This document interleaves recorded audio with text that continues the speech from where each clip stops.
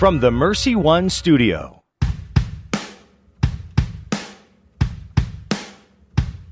Welcome, folks, to The Uncommon Good with Bo Bonner and Dr. Bud Marr.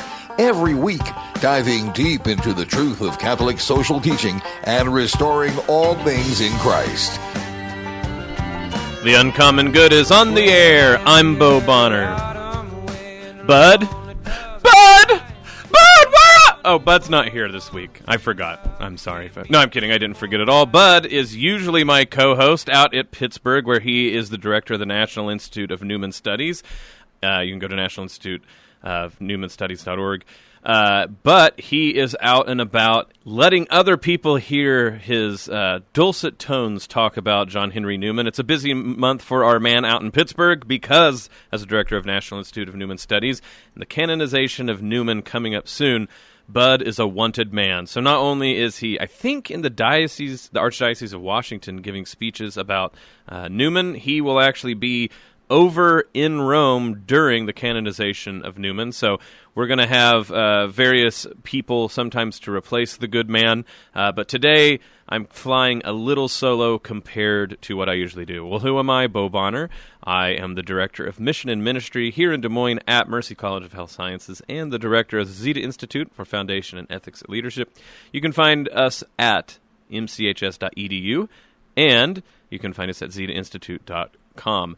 I'm going to have soon as he gets done with meetings down at the diocese, we have our very own John Huynh, who's the director of Faith Journey for the Diocese of Des Moines. He'll be in the studio to join me, trying to do his best to replace Bud, but who really can? But our guest today, to help me through not having my co-host with me, is a uncommon good, all-star, Dr. Matthew Umbarger, who is a assistant professor of theology at Newman University in Wichita, Kansas. We've had him on the show before. It's been a while, but I'm glad to have him back because we're going to get a chance to talk about a piece of scripture that's been weighing on his heart, and also, I think, for everybody here in the Diocese of Des Moines, Psalm 23, sort of known as the Good Shepherd Psalm. Matthew, as always, has really interesting things to sort of scratch below the surface and understand about not only the Bible, but how it deals with the social reality we all live in. But he's going to be on the show, and it is going to be a fascinating conversation, so you will not want to miss that at all. Now, in the opening segment, where Bud and I usually banter, I usually try to throw something Bud's way, hear what he's up to. I know that he's anxious in that wonderful Bud way for everything that's going on in October, very neat things in his life, and also the life of anybody who has John Henry Newman as someone who's an inspiration intellectually, spiritually, and in the life of Catholicism in any way as well. So I even saw on the good old Facebook that he and his team from the National Institute of Newman Studies evidently all got matching like windbreaker jackets, so evidently they can identify themselves, in case they forget what they look like in the Roman sun, I suppose. Or they can all be together, and when they take pictures, it looks nice. But the one thing that I really do miss, Bud, and so I'm going to have to direct this to the people behind the board, is the Cardinals are in the playoffs. And I'm trying to think, there's a lot of teams that aren't in the playoffs. And I suppose we could just go through a list of all of the baseball teams that aren't in the playoffs. Or maybe we could start geographically. Geographically, I think the closest team to where we are that are not in the playoffs, it's a close one.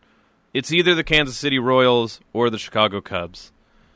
I just want to point that out. We could keep going, but, Bud's not here to enjoy it with me, but I think I was contractually obligated, not through any actual official contract, the contract that Bud and I have as St. Louis Cardinals fans, to bring that up. No, it's a fun time in sports, not only to be able to watch with your friends and give them grief. I know I'm always impressed by people of Iowa. Even it seems in your rivalries, you guys really do come together. So sometimes I worry that maybe I'm a little bit too caustic, but then I became friends with John Leonetti, and one of the most fun, dear things we do together is trash each other's teams. So I feel truly welcomed into the Des Moines community, and I thank everyone for that. Like I said, with Bud gone, This is where I usually throw it over to him. And when we're talking with guests, I always know that right before a minute or two before the break, he will ask the deepest theological question possible to see if people can answer it in a short time. I'm going to try to keep in mind the sort of bud sort of things that happen so that you aren't deprived when you listen to the show today. But it's important that we bring up who makes this possible, and that is our underwriters. We're thankful for everybody who donates, of course, to Iowa Catholic Radio, but specifically our sponsors who make this show possible. And ours is Mercy College of Health Sciences. Mercy College of Health Sciences, we really are in the sort of middle of our fall semester. I just want to brag on us a bit and the people doing good work there, not only the admissions department and the admissions team, but just the product that people want to be a part of Mercy College so badly. We record-setting new student enrollment, over 330 students. We're a school that is around 800 students, so to be able to do that and exceed old enrollment goals by over 80 students, basically, it's quite a phenomenon. It's been wonderful to have all of the new faces around, but that just shows you that there's new things going on at Mercy College of Health Sciences that I think many of you will want to be a part of. You can do courses online. We have accelerated BSN so that if you have prior college experience, you can become a nurse within a year and a half. There's all sorts of things beyond nursing, of course, too. Surge tech, rad tech, a lot of helping people get better, a lot of helping be the healing hand of Jesus Christ in the spirit of the Sisters of Mercy. And again, you can find that mchs.edu. John Huynh will be joining me in the studio. Dr. Matthew Umbarger will be joining me here soon. So you'll want to stick around because it's going to be a great show talking about Psalm 23 and the Good Shepherd. Stick around. We'll be right back with the Uncommon Good right after this. Folks, I'm not saying that I'm already lonely, but if you want to make sure that I don't get lonely, it's easy to do for this show. Just use the Zipwhip line. 515-223-1150. That's 515-223-1150, the Zipwhip line. We've had great questions. It's always wonderful to see you guys leave things for us to answer. If you aren't able to ask live on the show, all you have to do is text with a hashtag UCG for the Uncommon Good. UCG, and that lets us know that you have a question for us. I'm still chuckling with the comment we got last week, asking Bud, because it was his birthday, if in Pittsburgh birthday cakes consisted of French fries. Yep. The Zipwhip line, 515-223-1150, 515-223-1150. Whoever's manning the whip, they got to have, their arms got to be tired. This is the Uncommon Good. We'll be back right after this. Why do folks give to the Catholic Tuition Organization? Probably because they love Catholic schools, right? Well, partially, but they also like the tax benefits, or they were helped when their kids were in school, or they have been blessed and want to bless others. Whatever the reason, the 65% tax credits are great, and after all, it's for the kids and their future. Online, ctoiowa.org. Is it time for a new roof? Then it could be time for you to get to know Bell Construction. Bell Construction is a roofing company entering its 30th year of business. They specialize in residential re-roofs, like commercial jobs, and have the experience to meet all of your roofing needs with personal service. With Bell Construction, the owner will come to your home or place of business in person to inspect and ensure the quality of work that you deserve. They pride themselves in working with you on a personal basis and making sure you are satisfied. Bell Construction, 515-963-4494. Thank you to Confluence Brewing Company for your support of Iowa Catholic Radio. Confluence Brewing Company, brewed locally and featuring regular, seasonal, and limited release beers available in their tap room and at local stores, bars, and restaurants. Confluence has a beer garden for you, your family, and friends to enjoy. Confluence Brewing Company is located at 1235 Thomas Beck Road off the bike trail south of Grays Lake and online at confluencebrewing.com. Confluence Brewing Company, where good things come together, ingredients, ideas, and friends. Thank you to Mercy College of Health Sciences, downtown Des Moines, for underwriting our show, The Uncommon Good, with me, Bo Bonner. And I'm Bud Marr. A degree from Mercy College provides endless possibilities. Students have access to patients with complex medical conditions, state-of-the-art medical facilities, highly motivated healthcare professionals, and classroom professors that transform them into servant leaders. You can start the programs in fall, spring, or summer. There are endless possibilities available online at mchs.edu/kwky.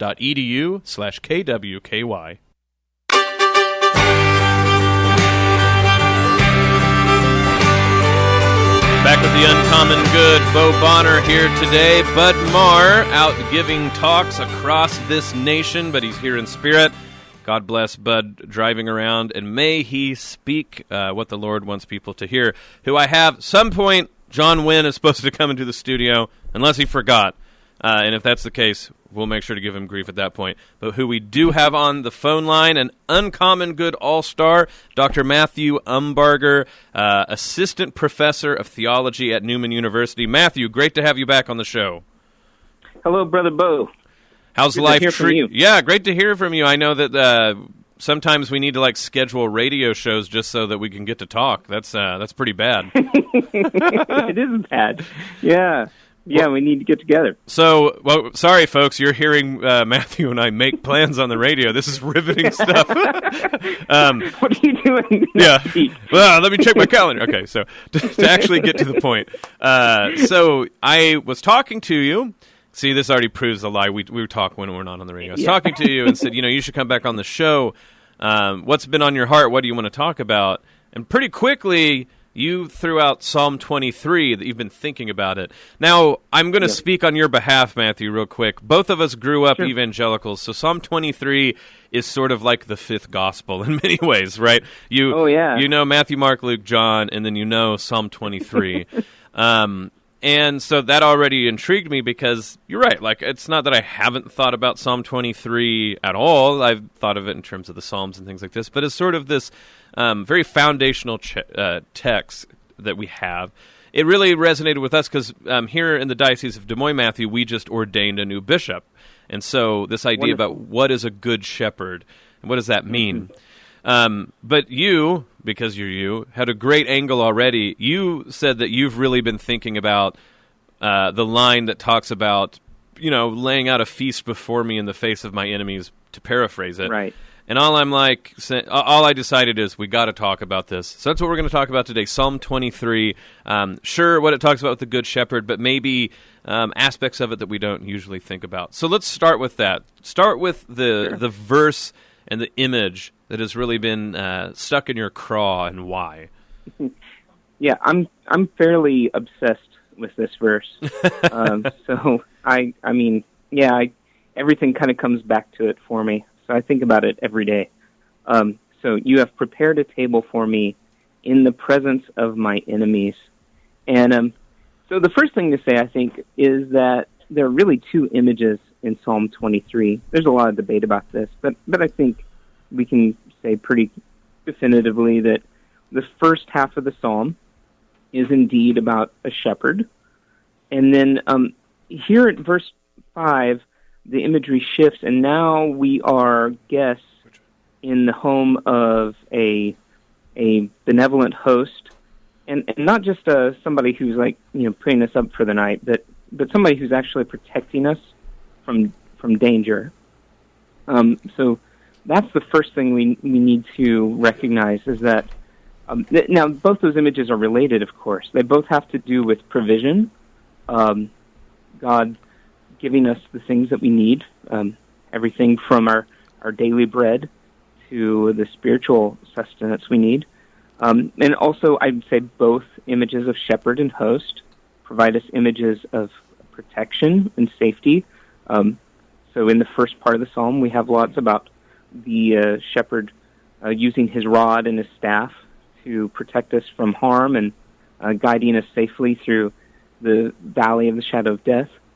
But here there's something else that's going on, and the thing that really kind of started this for me is I read years ago, probably 20 years ago or so, C.S. Lewis' book, Reflections on the Psalms. And he does not like Psalm 23, verse 5. And I don't know. Have you ever read that, Bo? Yeah, but I'm with you. This is like decades ago. This is like, Yeah. You're asking me the same question like, Bo, were you at a Green Day concert? And I'm like, I think I was, but I weighed a lot less. I think I weighed a lot less the last time I read this, Matthew. You were a lesser person. That's right.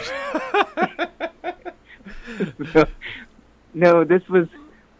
So what C.S. Lewis says is that there's almost a gloating tone here, and he says it's almost unbearable because, here we are looking down our noses at all those Joneses that treated us so bad in the past, and now they have to watch us, get these great rewards from God, and we're kind of just rubbing their face in it, and and he really doesn't like it, and that's in part of the whole purpose of his book, which is very good, by the way, is to show us that even the texts that are problematic and troublesome to us in the Psalms have something to teach us about the way we communicate with God. Right. And that lesson is very valid, but I think he misses the point. And around the same time he wrote that, now I do think you like the Knox version of the Bible. Yeah, no, I'm actually very impressed by the Knox version. Now, I shouldn't say, equally. There's some books where Ronald Knox makes it like poetry, and you're like, I think this is just a list, buddy. But, there's some ways in which he does really interesting, putting it in English. So, yes, sorry, go ahead. No, and I would agree. On the whole, I'm very impressed with his version. But this is another place where, and it's about the same time that Lewis was writing his book, and so I think this is something that was in the atmosphere in England at the time or something, but he says, this is how he translates the verse, "Envious my foes watch, while thou dost spread a banquet for me."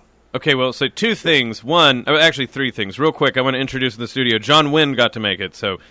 All right. Good to see you, man. Yeah, good to see you. Yeah, Bo. so we'll ask you questions here in a second. Second, I have never thought about that verse of Psalm 23 being about envy, so this is very interesting. And third, I think we needed to open the show up saying Dr. Matthew Umbarger takes on C.S. Lewis and Ronald Knox. This is already far more exciting than I thought it was going to be, man. Oh, well. No, I was kidding. Well, yeah. No kidding. Go on.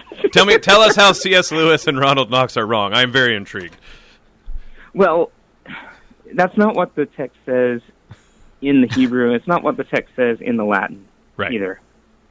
So let's just start with the Latin text. So Augustine, if you look at the Douay-Rheims has a nice translation of the Latin.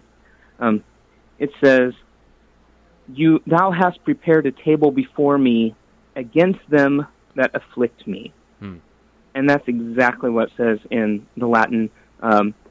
In Jerome, he has in both of his translations, he uses the adverb adversus, so against. And this is really an interesting idea of a table kind of used as a weapon against enemies. And all of this is a good... those are both very good translations of the Hebrew, where I would say Jerome is just translating directly from the Hebrew text. It's interesting. Even his the text, the Gallican Psalter, which is supposedly from the Septuagint, is closer to the Hebrew than it is to the Greek. But in Hebrew it is Taroch Shulchan Lefenai Neged Sorarai, and that word neged is always used in an oppositional sense. Now, it can be, have kind of a geographical, there's a mountain over against that town or something like that. But typically, especially when you have enemies involved, you're talking about military stratagems. So that is very weird. And it's so weird that a bunch of German scholars, about 70 years ago or so, they got the idea that obviously the Hebrew text is defective, and they tried to fix it. Of course they did. You should have said, Bo, guess which scholars, where these scholars are from. They think the Hebrew is, I would have said German. All right, sorry. Shots fired, Germany. No, you're right. So what they did, there's the word for table there in Hebrew is shulchan, and if you take off the final letter, the nun, it leaves you with shaliach, perhaps, which can be, it's not a normal word, but it can be a spear. And so that's what they thought this is you've prepared a spear for me against my enemies. And, I mean, I have to grant to them, it kind of, to our way of thinking at least, makes a lot more sense than using a table as a weapon against enemies. Well, but yeah, keep going. Yeah. Sorry. So if you go back to the church fathers, though, they all understood this spiritually, and the table obviously would be the table of the Eucharist, and it prepares us for spiritual battle.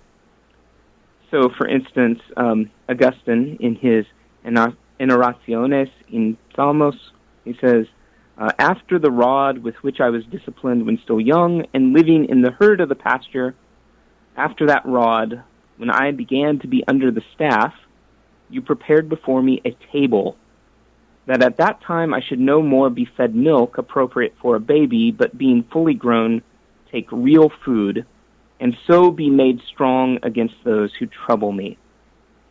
So really, preparation for a military encounter. So, okay, first of all, Matthew, all you said, that's fantastic. I people, you just got free edumacation there, because, like, to walk through all the steps of, like, the translation, Matthew, and do it so clearly, first of all, thank you. To turn to John real quick. John, you ever read Psalm 23 thinking that, like, the idea is that you're being prepared a table to go to war? No, and I feel like I'm out of my depth here. No, so John, like right before you got here, so Matthew and I talked about growing up evangelical. Psalm 23 is sort of like, we called it the fifth gospel. Okay. You knew the four gospels and then Psalm 23. But Psalm 23 was always seen as this really comforting psalm. So I don't know how much Psalm 23 was is well known to you, John, or how much you run into it. But it's always this, like, it's the sort of thing like, you have the footprints plaque, where it's like, where I only have... That's pretty much how I imagine Psalm 23 is those songs sung to me at that's right. masses. It's very, so like, very, it's supposed to be comforting and sort of like, psychological. Right. But then even when you start talking about good shepherds, and I think we can get into this when we get into the second half of the show, when he's saying, my rod, my staff, thou comfort me, and I'm like, the staff's to, like, hit the sheep with...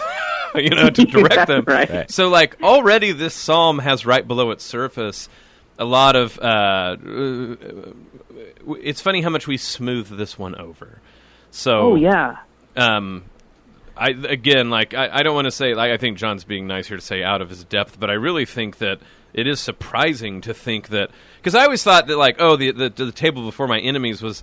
That God's just like, hey, man, you got all these enemies, but I'll go get you a burger. Don't worry. Right. Mm-hmm. It always seemed to be like the don't worry, but the preparing to fight part. I don't know. I really like this. Yeah. So of course, I grew up in Vietnam, and the tool that is used to discipline children there are the bamboo sticks.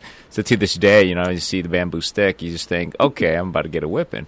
What you're saying here is the staff, the shepherd staff, when seen by the sheep. Right, but it's like, thou comforts me. I mean, that one really, that one we're going to go off on. So let's hold that one off until we get back from the first break. But so Matthew, with the table one, okay, so there's Augustine. Is there other people who, I mean, how you say it seems all so clear now, but you're right. Like, is it just a matter that people used to think of it this way, or is it sort of like this is just like whatever age we're in, people read into it? Because what you're pointing out with like C.S. Lewis and Ronald Knox, they really seem to think this is like about making enemies feel bad because I get to eat in front of them. Yep. And then in our day and age, it's like, don't worry, hun, you might have a mean person, but you'll get fed. I mean, as a sort of slightly, or maybe more than slightly overweight person, I understand that. Like, God, you're going to feed me, right? Like, we'll have enemies, but you'll feed me.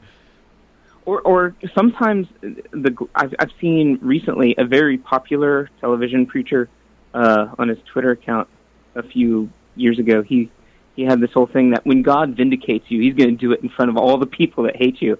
And so they just go full gloat. Like they they're not bothered by the gloating tone at all. Like that health and wealth thing that God's He is gonna rub your enemies' noses in it, and you're going to just enjoy it, every last drop. But no, that's not there. But does that not fit into sort of the eschatology that Catholics hold, though? Is that at the end of days, right, our sins or our vindications on how we lived according to God's laws are revealed? And I'm only asking the question here. Are revealed publicly, if you will, right? Oh. So that all may praise God, not to gloat, but that so that the enemies see, in some sense, the glory of God. Oh, yeah, I think what he says isn't completely, absolutely wrong, but it's just, I think it's a misuse of what the psalm is saying. Well, I think, with Psalm 23, the thing that would come to my mind is, I don't think it doesn't seem to have a lot of eschatological read in it. I mean, it could, because, anything can be talking about the end times, but this psalm really does seem to be a statement about how, in the middle of this life, how will God direct and deal with me? And so, it's one thing to say at the end of time, the vindication of the righteous and the suffering and the poor over as opposed to those who, oppress them. But I'm with you, Matthew, that this is weird that this is in a psalm that's talking about things God will do through, a shepherd or a host to make sure that we're fine along the way. That you're right, like the table metaphor starts to be weird, a table before enemies. But like your point is to say, no, this is exactly the sort of thing that is done in the middle of the journey, in the middle of the road, because we're going to come upon enemies, and God is going to prepare us for that. And how is he going to prepare that? Sorry, Germans, he doesn't need to give us a spear. He gives us the table of the Eucharist so that we have the food for the fight, as it were. Yes. And this is the way the Church Fathers, I would say, predominantly understand this text. So the over-sentimentalizing that we do today, or the one that really kind of turns my stomach, is this idea that maybe we're inviting the enemies to table with us. that one also is not what the original authors are thinking about. But the Church Fathers, as much as they spiritualize the text, and sometimes that's kind of weird to us, this is one of the places that I think they're very much in accord with how the ancient Near East thought about banquets and tables and battle and all of this. Before I say something about that, another really beautiful example to me, this is from Cyril of Jerusalem in his catechetical lectures. He says, before Christ's coming, and the evil spirits prepared a table for men, polluted and defiled and full of devilish influence. But since thy coming, O Lord, thou hast prepared a table before me. When the man says to God, thou hast prepared before me a table, what other does he indicate but that mystical and spiritual table, which God hath prepared for us over against, that is, contrary and in opposition to the evil spirits? And very truly, for that had communion with devils, but this with God. So we actually have, for Cyril of Jerusalem, he sees these almost as like rival tables. You can either eat with demons or you can eat with God. And by choosing which table you want to dine at, you're actually kind of making yourself a party to a certain army. You don't get to, kind of be the Swiss in this. You have to choose sides, right? And that's going to affect your ritual and your eating habits. Well, we're coming up on the break, but I want to just two quick comments about that, because this is it's so insightful. And a lot of this I'm just stealing from you, Matthew, in conversations we've had before. One is we in the modern world who eat food so easily forget that food was an ordeal no matter what in the ancient world. And so what you did with food and how you ate it and where has a lot to say about social commitment and everything like this. So when we're talking about food, even when you're saying you're spiritualizing it, it's sort of spiritualizing a very imminent, fleshy tactile thing for most people in the ancient world. But then the second would be, this is why, the conversations about whether you should eat food dedicated to idols or not is such a big deal in the New Testament. We can be like, man, what's Paul's problem? Right. But this is a standing issue, right? This might be the only meat some poor people eat for a year. But this goes back to, food, armies, hosts in both sense, like I'm hosting you, but also an army's a host of the soldiers. Yeah. All of this together. We're coming up on the break. When we get back, more fascinating talk with John and Matthew. This is The Uncommon Good. We'll be back right after this. Folks, if you want to be a part of The Uncommon Good or Iowa Catholic Radio in general online, it's easy to do. You can just find us on our good old web presence, as the kids used to say circa 1998. So, the original OG social media, the website, www.iowacatholicradio.com. You can do all sorts of hip, cool things. Again, talking like the kids. You can sign up for the twice-a-month email that lets you know what's going on Iowa Catholic Radio and things we're doing throughout the diocese. You can donate. It's a great place to go. Oh, you can even listen to the shows online live. You can go to Facebook, just type in Iowa Catholic Radio in the search bar and friend us, and it will be a friendship indeed. Finally, you can follow us on Twitter, @IA Catholic Radio, and you could observe the many tweets we tweet throughout the day. This is The Uncommon Good, and we'll be back right after this. Why do folks give to the Catholic Tuition Organization? Probably because they love Catholic schools, right? Well, partially, but they also like the tax benefits, or they were helped when their kids were in school, or they have been blessed and want to bless others. Whatever the reason, the 65% tax credits are great, and after all, it's for the kids and their future. Online, ctoiowa.org. Is it time for a new roof? Then it could be time for you to get to know Bell Construction. Bell Construction is a roofing company entering its 30th year of business. They specialize in residential re-roofs, light commercial jobs, and have the experience to meet all of your roofing needs with personal service. With Bell Construction, the owner will come to your home or place of business in person to inspect and ensure the quality of work that you deserve. They pride themselves in working with you on a personal basis and making sure you are satisfied. Bell Construction, 515-963-4494. Thank you to Confluence Brewing Company for underwriting Christ is the Answer with Father Ricardo, heard Monday through Friday at 11 a.m. Confluence Brewing Company is a local brewery in Des Moines featuring seasonal and limited release beers. They have cans and growlers to go, apparel, and other gifts for family and friends. Live music is featured in the tap room. Confluence Brewing Company is located off the bike trail south of Grays Lake. Thank you to Confluence Brewing Company for your support of Iowa Catholic Radio on the web at confluencebrewing.com. That's confluencebrewing.com. Here's your forecast on Iowa Catholic Radio. We have that cold front moving through today. Showers and thunderstorms through the afternoon, low 60s. Rain tonight, ending by midnight, upper 40s. Partly sunny and 60 tomorrow. The weather is brought to you by Rock Valley Physical Therapy, outstanding outpatient physical therapy and sports medicine rehabilitation with 7 convenient locations in the Des Moines metro and southwest Iowa area. I'm meteorologist Steve Hamilton on Iowa Catholic Radio.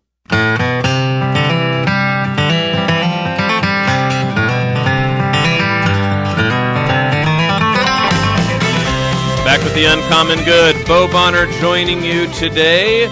Bud Marr is out and about talking about Newman because he's a pro. He's the director of the National Institute of Newman Studies. No, we're very proud of him. And so who we have joining us in the studio, John Huynh, director of Faith Journey for the Diocese of Des Moines. John, thanks for coming into the studio. Thanks for having me, Bo. And then on the phone we have another Uncommon Good all-star, Dr. Matthew Umbarger, assistant professor of theology at Newman University. Hello, Matthew.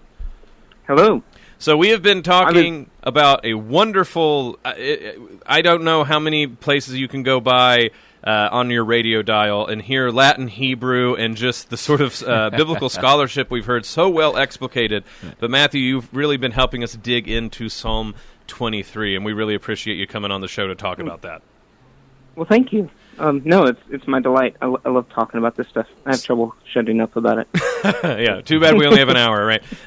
Yeah. So we started with the verse that really got your attention, which we could keep talking about if we wanted to. This, setting a table before my enemies, and just to sort of sum it up, there's the sort of sentimental read that God's going to give you a hamburger when you're sad. There's this sort of evidently 19th century C.S. Lewis, Ronald Knox, and it continues on, idea that like God is making your enemies envious by feeding you before Him.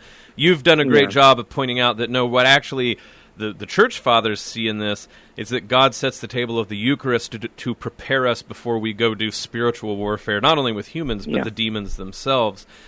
Now, taking that insight and sort of letting the ripple effect, go forward in the psalm and actually wash back to make us reinterpret some of these things. Psalm 23, often called the Psalm of the Good Shepherd, we've already sort of hinted at. There's a way in which you read it, and it's very nice and calming, and the idea is you say this when you're sad, or you have it in your bathroom by your footsteps plaque. That's there's so many households that I went to in rural Oklahoma. Those were the two things you had: footprints, Jesus, Psalm 23. But we've pointed out that there's a lot more, if you scratch the surface, that this psalm is harder to pin down than people want to think.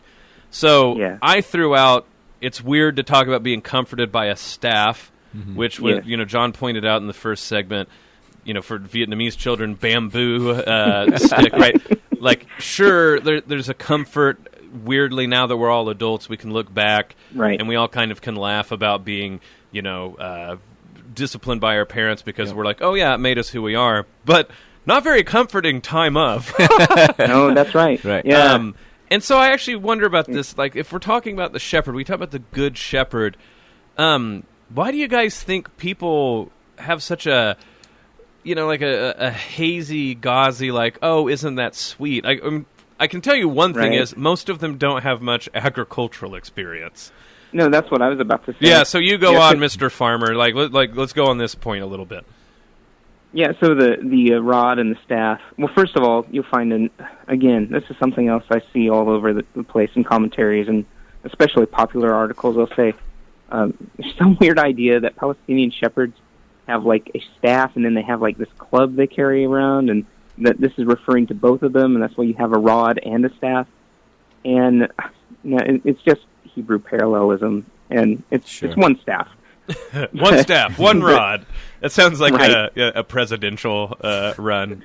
Matthew Umbarger, one staff, one rod. One rod, that's right. All right, sorry, keep going. So you'll hear this sort of, like, one is for the sheep and one is for the enemies. No, it's the same staff. Right. And I think that's important, is the same staff that the shepherd is using to chase off the wolves and the bears and whatnot. He's also using to whack the sheep when they get out of line. And if, maybe this wouldn't be suitable for a biblical translation, but, when I see that, I see cattle prod. Right. Because, and I never used a cattle prod gently with cattle. You jam it, onto their hindquarters, and you whack them sometimes, and you wave it if they're turned around in a way you don't want them to go, and that's the sort of thing that's happening with the staff. Now, a shepherd does not drive his sheep typically, but I've seen Bedouin shepherds use prods to whack their sheep if they're not going where they want them to. And they can use them quite effectively, and sometimes it hurts the sheep. And I think it is what you're saying, that it's all just remembering that, no discipline is fun while it's going on. But thank God for discipline. Thank God that He allows us to suffer, as He does sometimes, because it keeps us from going into places that are destructive to us. I think it's important too to know that God is called the Good Shepherd. That, again, going back to my experience growing up in Vietnam, right? We used to herd cows, water buffaloes actually, and in contrast, there's a cousin of mine who is quite abusive with his rod. Right. The buffaloes are very scared of him. I mean, terribly scared of him when he raises his rod. And certainly to note that, the good shepherd or the good person who who really kind of guides the flock, right, uses it when necessary to guide the herd back to the good, if you will, rather than the bad shepherd, right? So I think it's important to make that distinction as well. No, I think that makes sense. A good insight, because I think about people, like farmers I know and like the families that have been in agriculture. If you have just a mean farmer, a mean shepherd, the cattle, the sheep, they won't go where you want to go. They run from you, right? Which is, so then you can't get them to do anything, and then it's just a matter of like trying to get. I know people who like more with pig farming. The minute that pigs are smart enough that if they all together decide that they don't like you, they won't do anything you want. Yeah. And so, or they might eat you. Yeah, that's true. That is true. If you fell asleep below a tree and they didn't know. So that starts to be part of it too. I think it's interesting that one of the lines goes, "He leads me in the path of righteousness for His name's sake." Right. So there's also this idea that the shepherd has a vested interest in you being led, and where are you being led?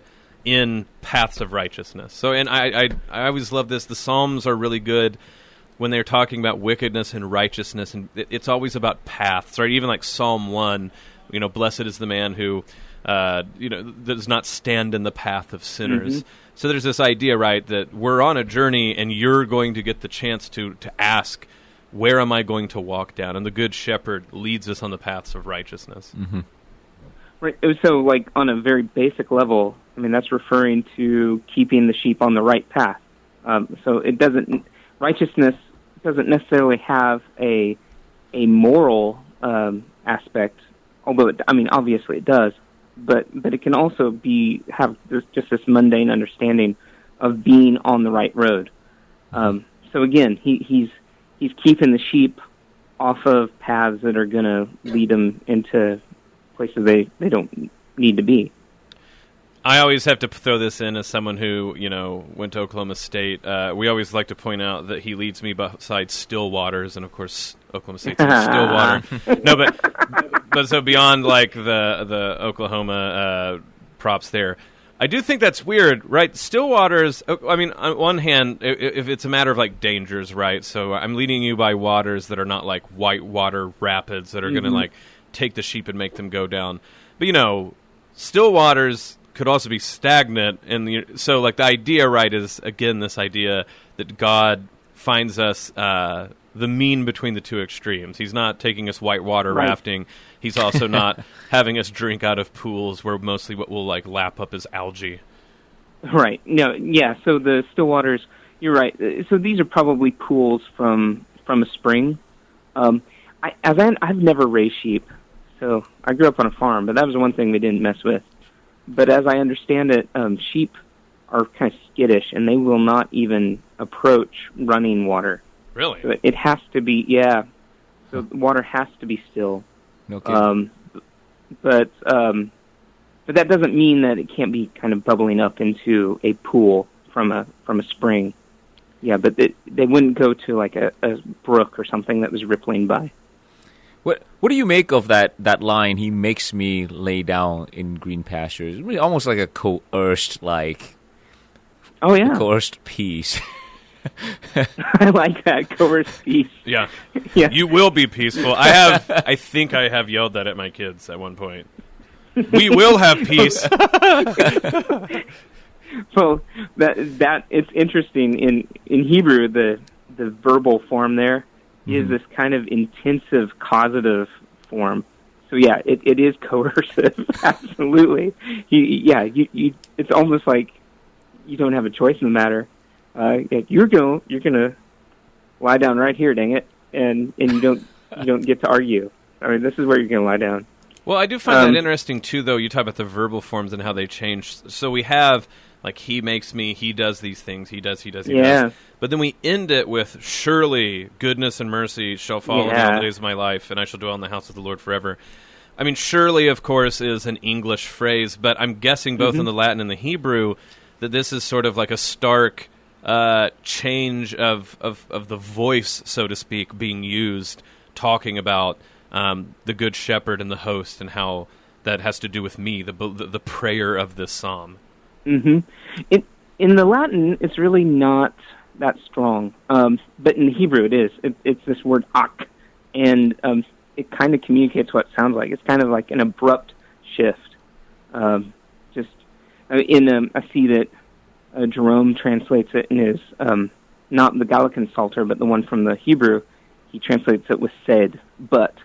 And that's all right, but it's really a very strong word. So it's kind of shifting the scene again. And here's the thing that's odd to me about this verse is where it says goodness and mercy are going to follow after me. Again, you get this kind of pastoral scene of these personified pictures of God's care for us, kind of maybe skipping along behind us. And no, this is another military word where it says they will follow after me. The word is literally they will chase after me. Huh. It's the same word that's used if there's a military route and you are chasing after your enemies as they run away. This is the word you would use. It's a word that's used for persecution. Huh. So I think it's interesting is, and it has to be intentional. I think the author is saying that you might expect enemies to be chasing you on the battlefield, but instead, God's goodness and His loving kindness, they're going to hunt you down. And I really like that picture as well. Just the inversion of the military language with words that you don't expect to find with the such militant language. Yeah, this gives new insight and meaning to Francis Thompson's "The Hound of Heaven" here, right? Oh yeah. Yeah. Right. No, this is a good callback, man. Yeah, I think that that's precisely the sort of inverted language he uses the whole time. Is like if you read Francis Thomas, The Hound of Heaven is a poem all of you should go look up with your interweb looking device.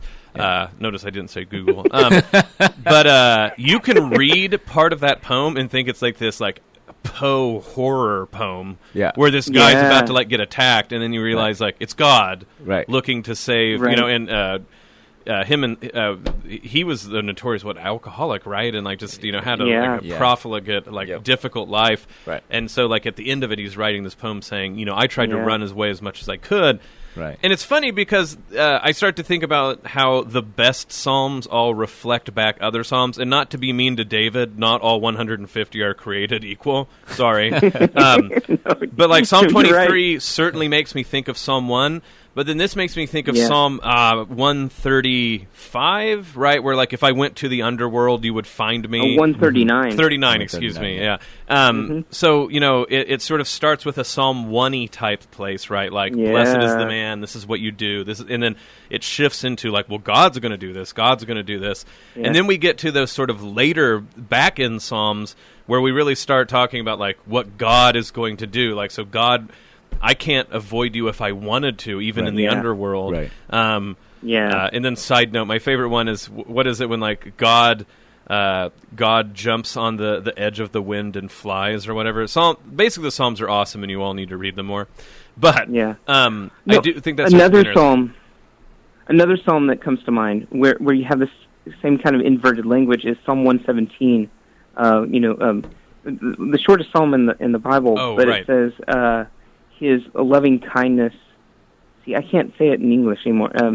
Because His loving kindness has triumphed over us, is what it says in the Hebrew. And it's that word. It's a militaristic word. It's the sort of word you would use when you have two champions at battle, and the other one conquers the other one. That's the word that's used for God's mercy of triumphing over us. No, that's so over and over and over again in the Psalms, you have this.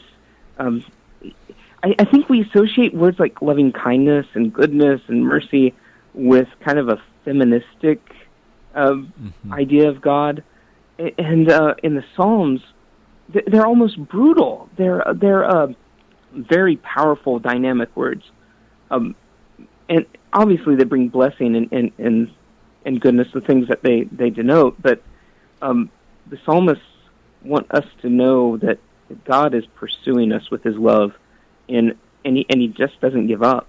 and he'll win in the end. So, Matthew, I know you have to leave at 10:50 because you have to run and give a class, so there's about 40 seconds left for you. Is there anything else? I mean, it's been fantastic.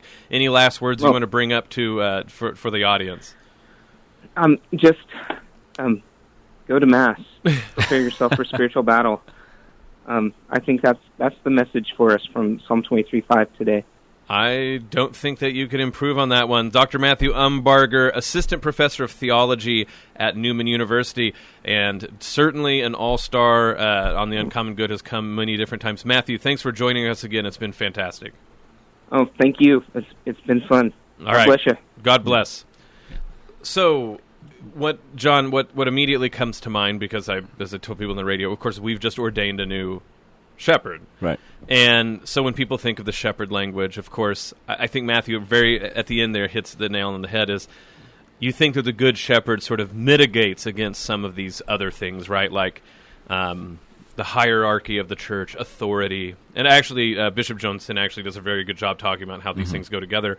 But in the psalm, I think Matthew has this point that to be good and have kindness and mercy doesn't mean to be passive, a doormat, a wallflower. Actually, the mercy and goodness of God is going to chase after the ones he loves like a routed enemy. And that you start to see, right, that this is the paradox of the faith, right, is that everything that looks sort of military about the church, so a hierarchy, regalia, order, discipline, is for the sake of love and kindness and mercy and goodness. That's the inversion. Right. And, I'm not familiar enough with sort of the cultural context of the time, but I wonder too if the language as such, we talk about mercy, love, and those things tend to be more feminine as thought currently. But I wonder if in that context, that's all they knew, right? That the virtues belong in some sense to men, if you will. Well, I mean, at least the military, right? The military, right. Yeah, I mean, you start to think about available metaphors for humanity. And so agriculture and war and music are three of the sort of, you got to eat, people usually end up singing, and they usually end up fighting. Right. It's only in the modern world where the vast majority of us can eat without having any sort of agricultural experience, can enjoy peace without ever of lifting up a weapon. And we all listen to terrible music, but that's me being an old man. But the idea, right, is so when we want to talk about things we like, I realize that we try to make them domestic, but not as, and I want to really point this out, not as like anti-feminine, but as what we all decide must be the sort of domestic space, which is, my little cozy house behind a white picket fence with, a fire and everything like this. But for, David is writing these, so they have a kingdom, but like all of them within living memory had, relatives walking around the wilderness, and most of them lived outdoors most of the time, and certainly almost all of the men fought. And so when you think about things like the most important, like love and kindness and mercy, those are all things that do not only happen on the battlefield, but I do think it's important to say when God inverts them, right, he chooses the younger son, he chooses the nation of slaves. Well, how is he going to get militant about what he's about? He's going to get militant about love, mercy, and goodness. Well, yeah. So I mean, as we're talking, I'm thinking part of the sort of the change, or at least the movement. I don't think it's an inversion. Rather, I think that's a normal structure, right? That's a natural structure. We've inverted it, right, by in some sense taking it away from the natural order within which it's situated. So, for instance, love, mercy, those sort of things are naturally adopted from the supernatural sort of reality of God. Yeah, I think you're right. I think we've inverted where those things occur for most of human history. Right. But I do think it's very much the case that if you look at like the Greeks, the Persians, these great empires, what do they care about? Strength, strength, strength.